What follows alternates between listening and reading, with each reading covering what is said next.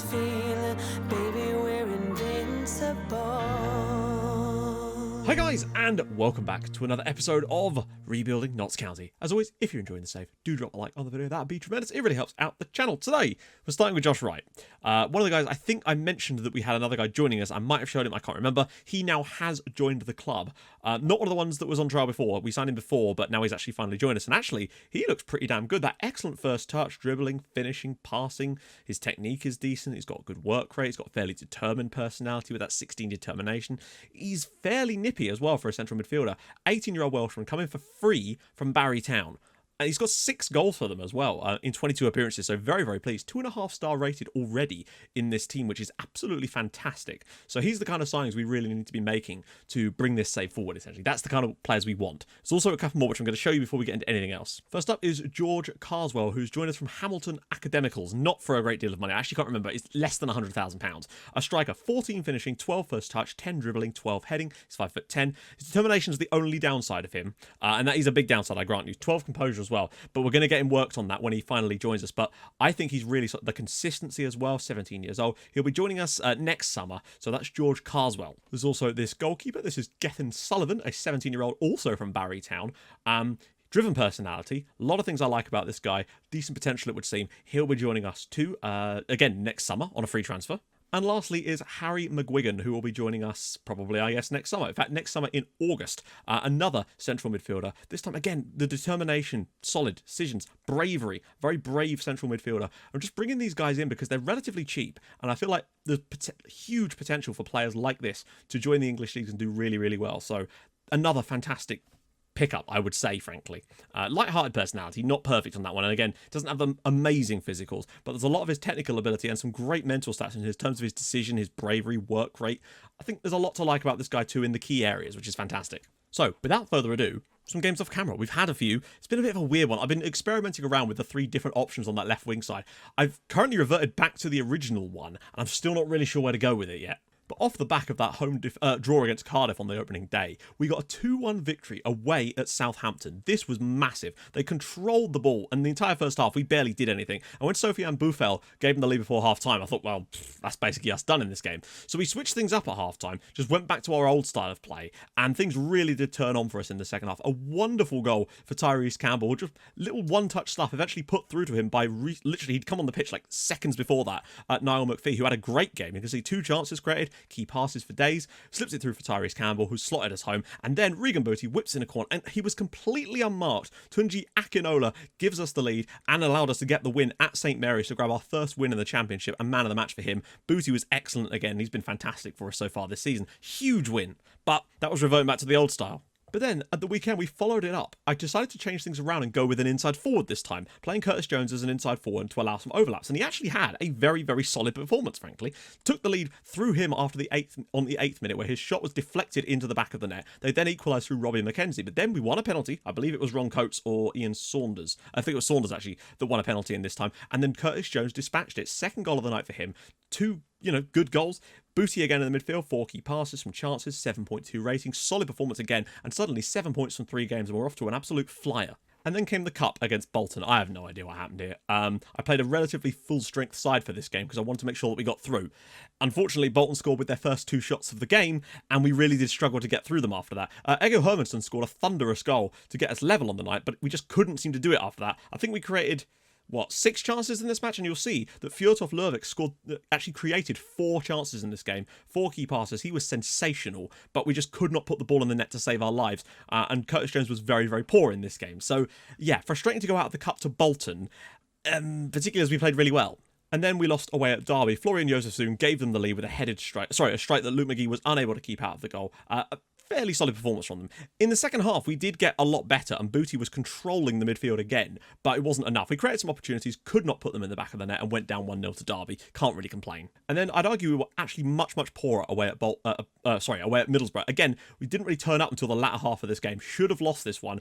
They created a lot of opportunities and should have taken the lead against us, particularly as they were in the relegation zone during this game, and we weren't.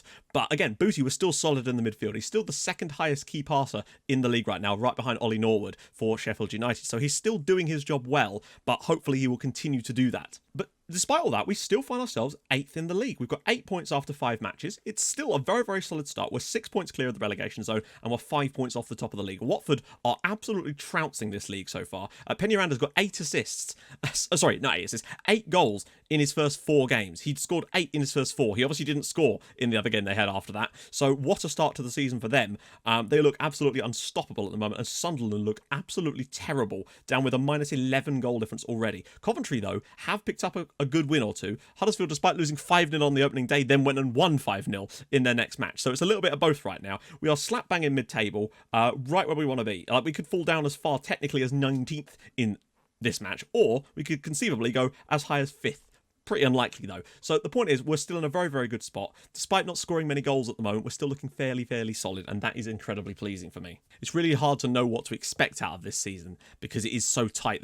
We've not looked outclassed particularly in many games so far, but we've also not outclassed our opponents particularly much so far either. Just those 2-1 victories, which are super important, and winning at Southampton was so good. Particularly as I checked, and they are spending 20 times more on wages than we are, and we went and won at their patch. We've got the lowest wage bill in the league, and our wage bill is half that of Coventry's, who are 23rd most in the league. We're spending £69,000 a week on wages. Southampton spending £1.1 million a week on wages. So for us to be where we are right now is still incredibly impressive, and I'm more than happy to keep things going. I do, however, think that the best approach for us to go tactically is just to revert back to what we were doing. I think in certain circumstances, perhaps, we could try out an inside forward approach or switch to that. The one change I have made, though, I think, anyway, is to try and get that winger, when playing in that spot, to cross from the byline instead, to drive further forward a little bit, and I think that might help us a tiny bit. Although it might have been when it was an inside forward, I actually can't remember. They're missing a couple of players, that could definitely help us, and they are directly below us in the league, basically. So let me just have a little gander here. Yeah, so I've said cross from the byline for that winger. I might turn that off, because I didn't try that with this role, and again, we've not actually scored a goal in our last 2 matches in the league, so we do kind of need to start doing that. Regen still probably one of our best performers. Now, Fjortoft Lurvik, the reason he's got such a great average rating here is because of that one amazing performance. I'm still not sure about him or Duhaney. I'm tempted to try him again today to keep giving him an opportunity. Ron Coates has had an incredibly poor start to the season. He's been very, very bad. Probably our worst performer in every game that he's played in. So I might be tempted. But you could see, he's now 3.5-star rated. So I don't really know what's happened there. Saunders didn't play well either. I don't know who to really start in this match. Saunders is wanted by Yeovil Town for loan. I'm going to give Coates one more chance today and see how he does against Reading. We need to see something from him, though, because as much as he's improving as a player, he's having a terrible time of it this year. He can't complete a pass to save his life, unfortunately. Everywhere else, though, very, very happy with that indeed. It's the same with the kind of Walker-Fleming situation. They're both not performing fantastically, so I'm going to just persist with the one that I feel like is our best bet in the future.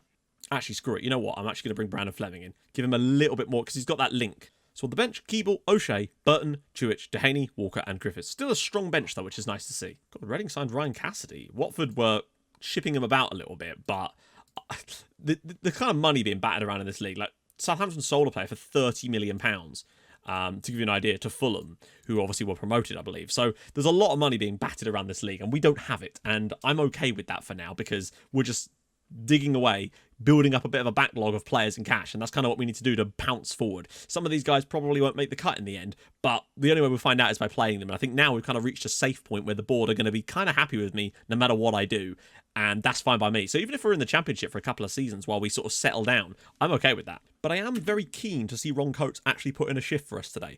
Booty's been fantastic this year. Not like lighting things up like a team that will be towards the top of the league, but for a sort of middling mid-table side, which is essentially what we're currently looking like, he is doing a fantastic job, regularly getting +7s in games and doing stuff for us. McPhee. Nice to see him get an opportunity too, because he's done well-ish, so he and Curtis Jones, I like to try and move them around a little bit, particularly now we're back to a normal winger. I feel like McPhee's suited for the job, and clumped away. Pushkas now for Reading.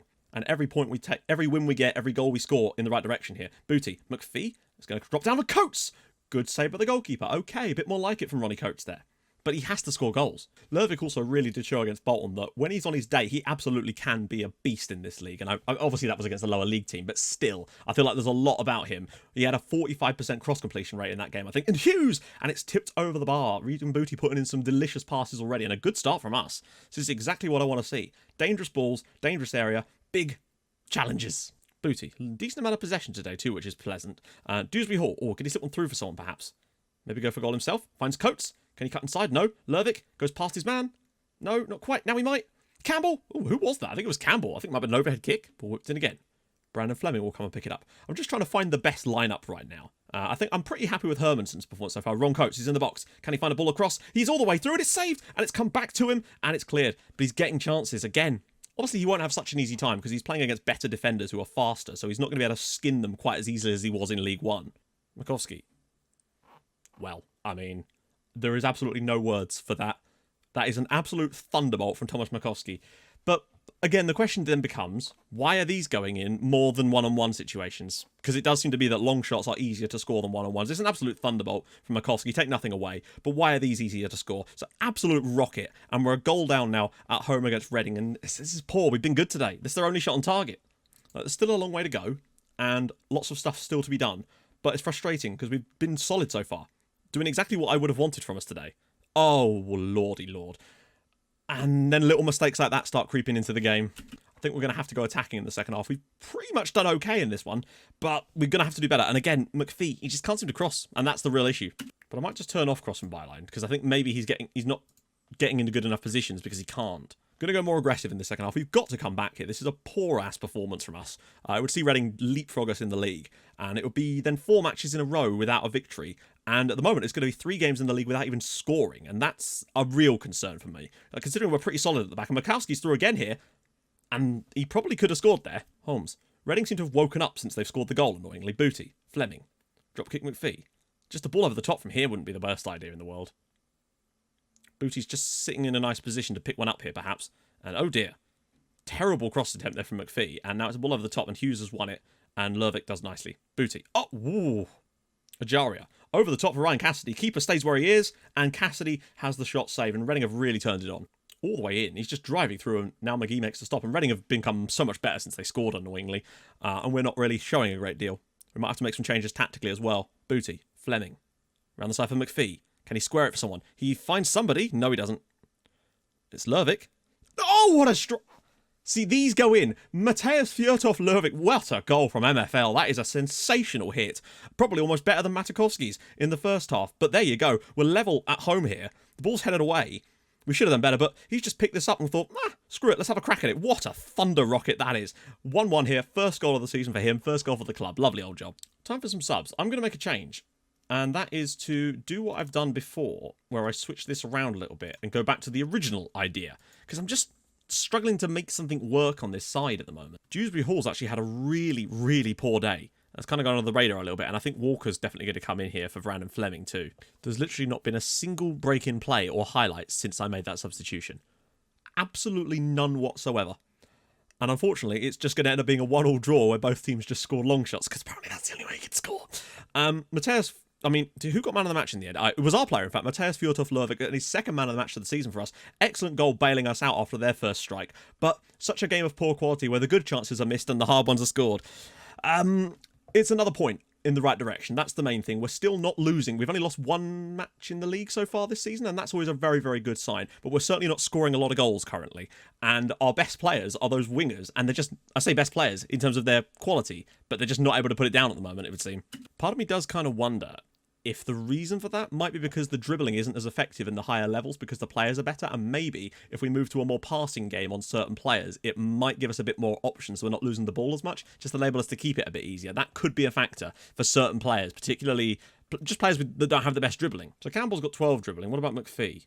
10. I might turn... Oh, except we can't, can we? Because it's hard-coded. So Fjortov-Lervik has only got 7 for dribbling. And I'd be tempted to turn dribble more off for him. But that's the only real change I can sort of conceivably see us making. It's good to see that Coatsy and McPhee are still on the improvement side of things, but you can see this real drop-off from Regen Booty, and we need to see that start to go the correct way, ideally. And Brandon Fleming's starting to have a bit of a downward tank as well. Tyrese Campbell, very, very inconsistent as well, we know.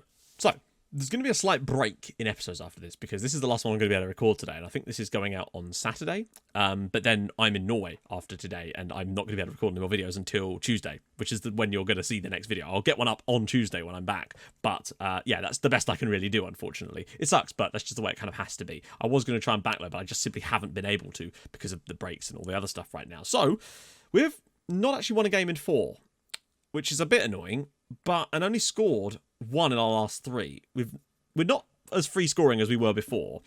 We've only kept 1 clean sheet so far this season, so that is a bit of a problem. But again, it's a tough old league, and anything we can do to stay in it is fine by me. So more points on us. That's 9 points we've got on the board so far already. We're comfortably clear of the relegation zone despite only winning 2 matches, and that's fine. So next episode, I want to do Sheffield United because they're right up there, as are Brentford. And then after that, yeah, we'll do loads of off-camera games, come back for Sheffield United and Brentford, and after that, we'll come back and do like Nottingham Forest and Swansea. That's going to be huge. The Nottingham Forest game is going to be great. First time we played them in the league in, well, you guys can tell me. It's been a while, I expect. So, if you've enjoyed this episode, and I really hope you have, drop a like on the video. That would be tremendous. And if you're new to the channel, subscribe, and I will see you guys in the next video. And as always, hold your gun, capybara. Thank you so much for watching. Bye.